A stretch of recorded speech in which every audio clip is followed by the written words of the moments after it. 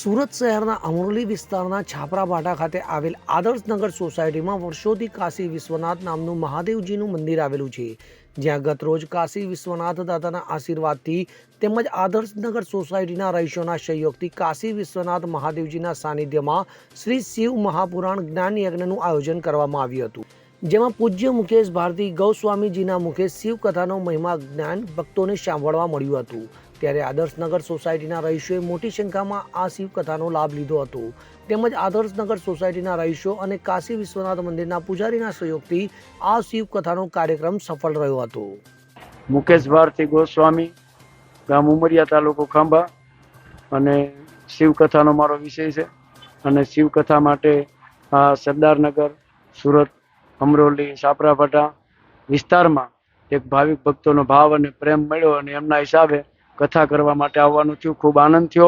કાશી વિશ્વનાથ મહાદેવનું સાનિધ્ય છે, જ્યાં પૂંજારી અમારે હિંમતપરી બાપુ, જેમના દ્વારા મારે સુરતમાં આવવાનું થયું અને સુરતમાં મારી પહેલી કથા છે।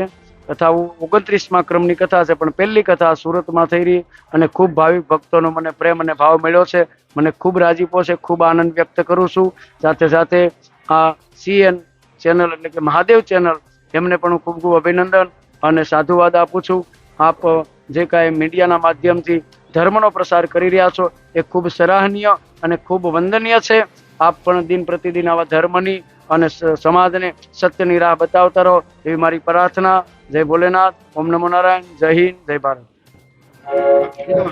આજ રોજ મહાદેવ ચેનલના માધ્યમથી છાપરાપાઠા રોડ ઉપર આદર્શનગરમાં જે મહાશિવપુરાણ કાશી વિશ્વનાથ મહાદેવના સાનિધ્યમાં જે ચાલી રહ્યું છે, તેમાં આ લોકો એટલે કે મહાદેવ ચેનલના માધ્યમથી સુરત અને અન્ય સિટીને જણાવતા અમને આનંદ થાય છે કે આદર્શનગરના બધા વડીલો, મહેમાનો, આગેવાનો, મહિલા મંડળો અને પૂંજારી તરફથી જે આ કથા કરવામાં આવી છે એ બદલ ખૂબ ખૂબ આદર્શનગર આખા સોસાયટીનો અમે આભાર વ્યક્ત કરીએ છીએ। અને પૂંજારીજીનો એવો ભાવ હતો 2 કે 3 વર્ષથી કે મારે અહીંયા કથા કરવી છે, એ કાશી વિશ્વનાથ મહાદેવે એમનું પરિપૂર્ણ કામ પૂરું પાડ્યું છે એવી આશા વ્યક્ત કરું છું।